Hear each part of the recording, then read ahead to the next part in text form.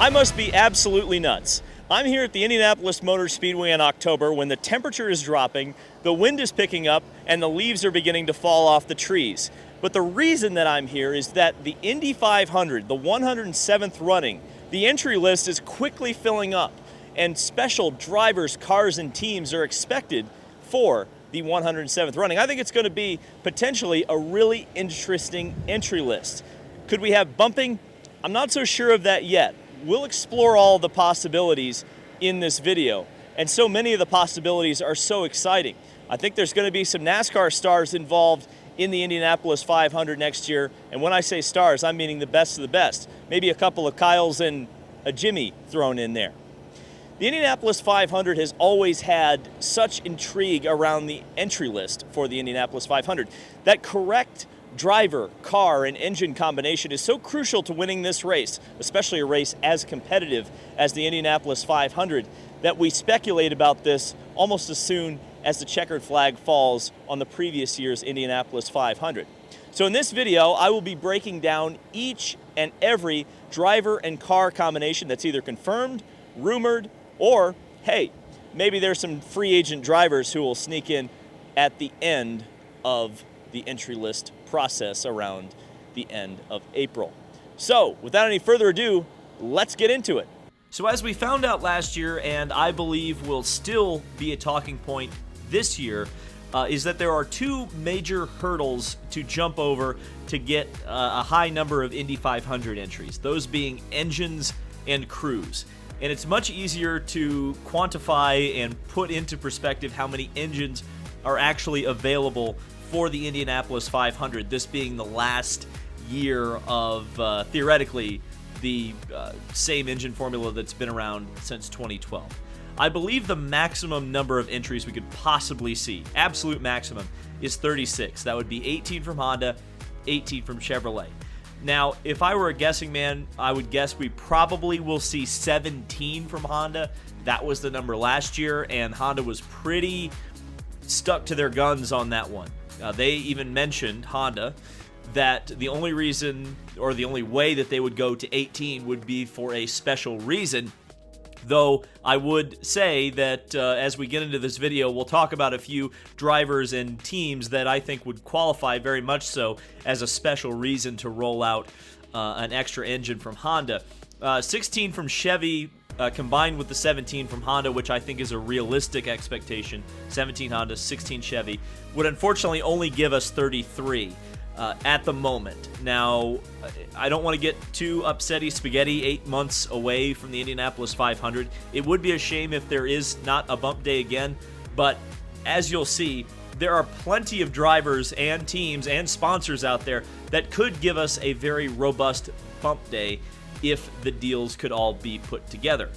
Case in point, take a look at this frickin' free agent pool. It's, like I said, pretty robust, wouldn't you say? So we'll start going from top to bottom.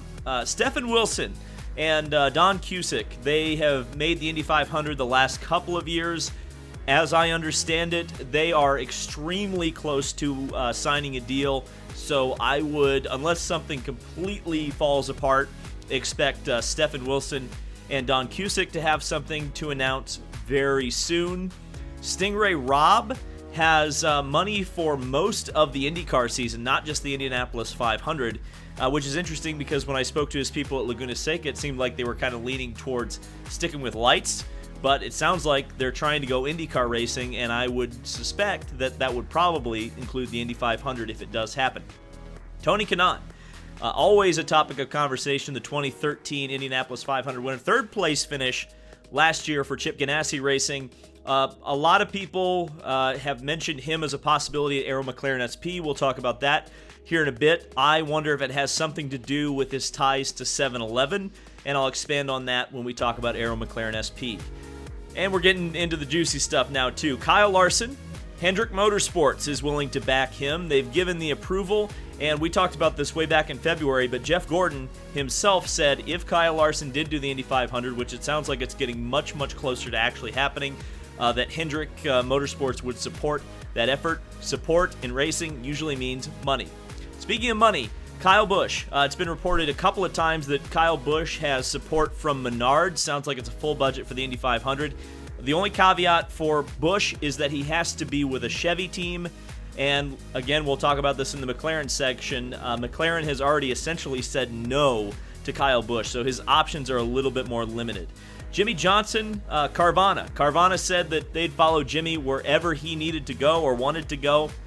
And I think it's going to involve a deal to race in the Indy 500. We'll talk about that when we talk about it. J.R. Hildebrand usually finds a deal, though I did ask Larry Foyt directly about J.R. Hildebrand. They've run him the last couple of years, and it didn't seem very optimistic. But like I'll talk about in the A.J. Foyt section, it seems like they always pull out an extra car, so we'll see. Ryan Hunter-Reay has mentioned a couple of times that he'll only take a competitive car if it becomes available, and many competitive cars are already spoken for. Linus Lundqvist has a small amount of money from the Indy Lights crown and has been tied to Coyne Racing, but we're not sure on him yet. Ditto Simona Di Silvestro. It seemed like it was going to be a slam dunk for them for a little while. That apparently is not the case, at least at the moment. We'll talk about that later on in the video. And R.C. Anderson is an interesting case because he and his dad possess the two chassis that were used in the Top Gun racing effort a couple of years ago.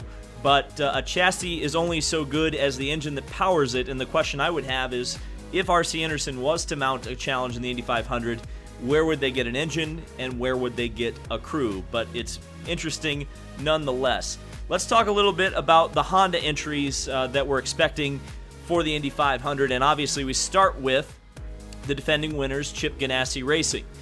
Now, it's important to note that there's no fifth car expected this year. I've asked several people about this, and they all seem to come to the same conclusion. It's 4 cars for Ganassi because it sounds like a lot of the extra funds that were used to fund Tony Kanaan's ride last year have now been pressed into service to shore up the budget on the 10 car because, and ready for a landmine, the word on the street is that NTT has left the team. So that would obviously mean that the sponsors like American Legion would be heading on to a much bigger portion of the 10 car. So previous winner, Marcus Ericsson, Scott Dixon, Alex Palou, though I would say, I almost said that's routine, but anything to do with Alex Palou and Ganassi isn't routine anymore.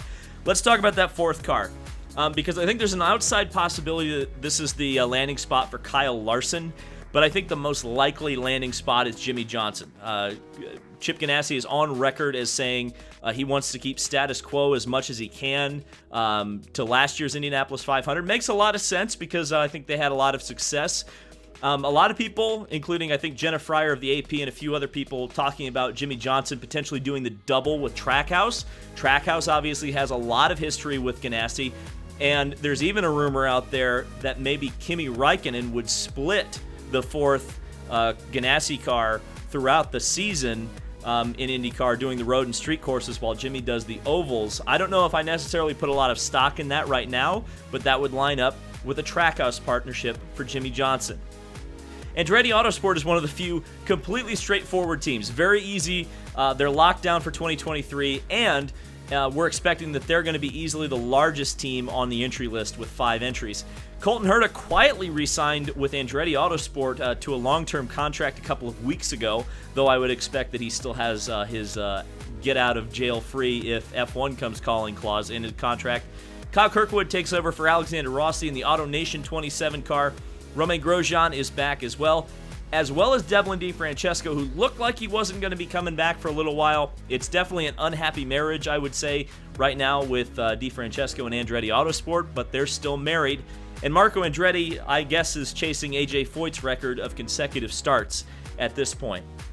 Rahal, Letterman, Lanigan, another team where no changes are expected. Graham Rahal, believe it or not, water is still wet.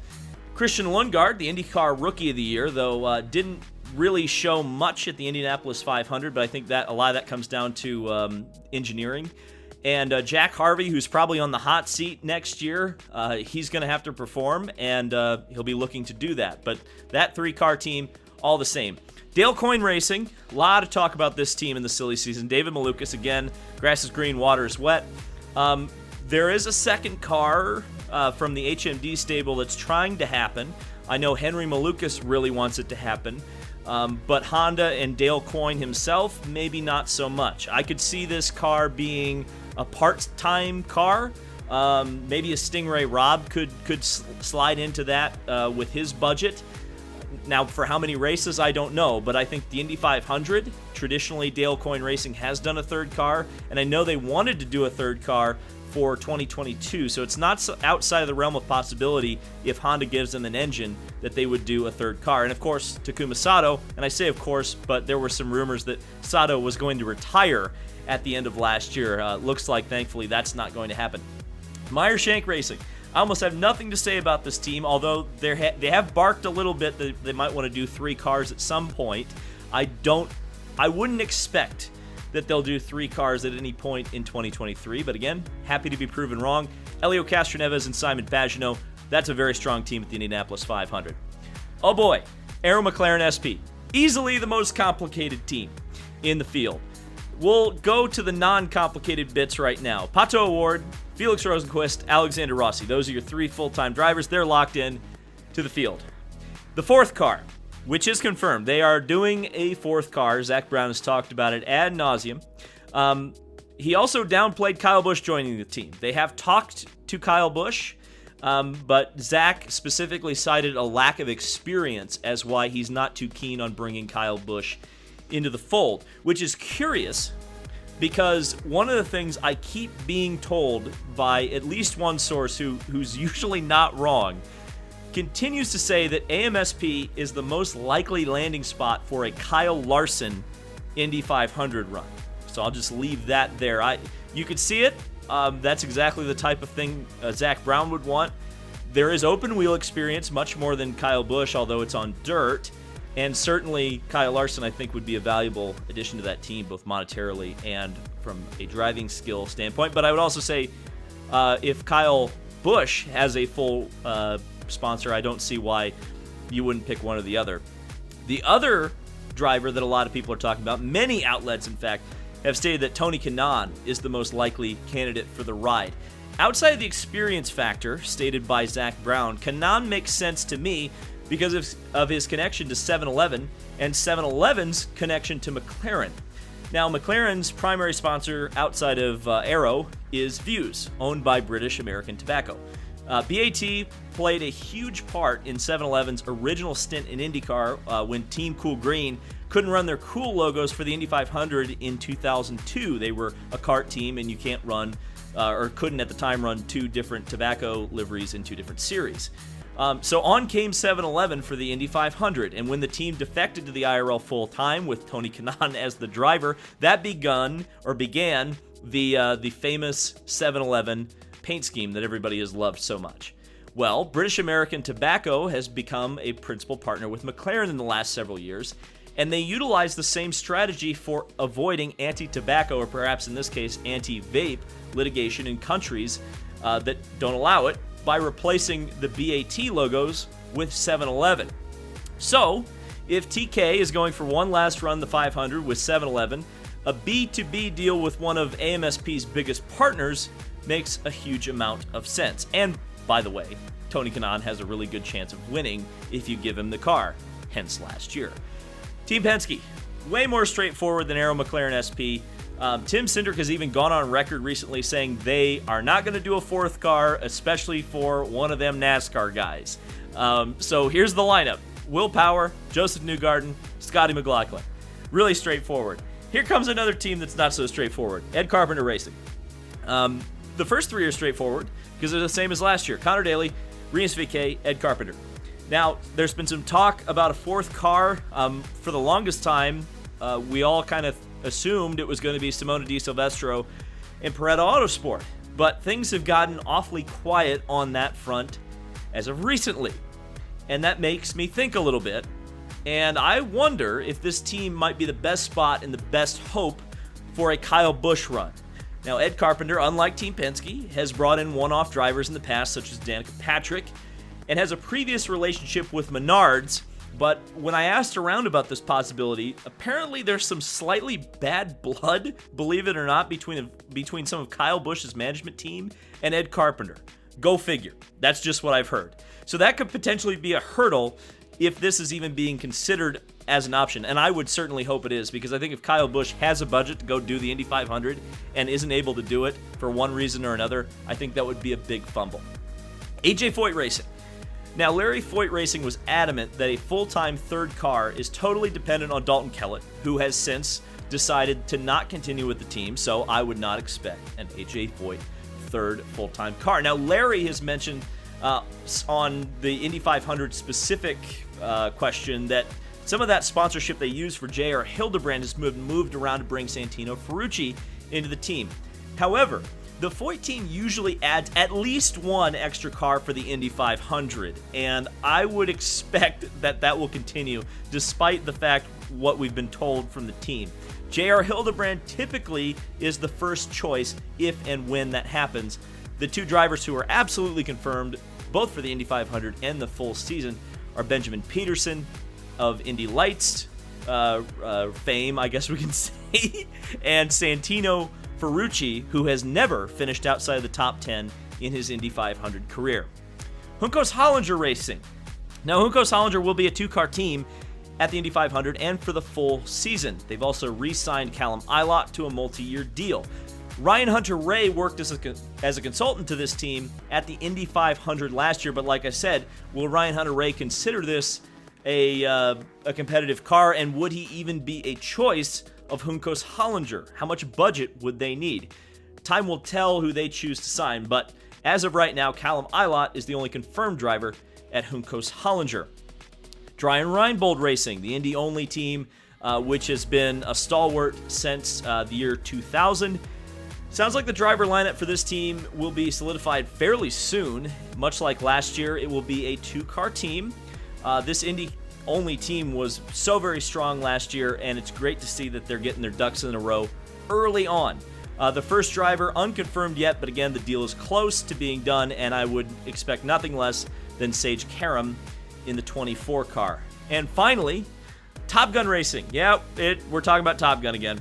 I've checked in with this team a few times over the past year, and they continue to insist that they will be entering the Indianapolis 500 next year with a Chevy-powered Dallara. Though it needs to be said, they have yet to replace the chassis that was returned to the Andersons last year. So getting a chassis would certainly be a large first step in a 2023 program. I've also heard through the grapevine that Gavi Chavez would be the driver for this effort should it materialize, despite the skepticism of many folks in the industry doubting if this team will happen.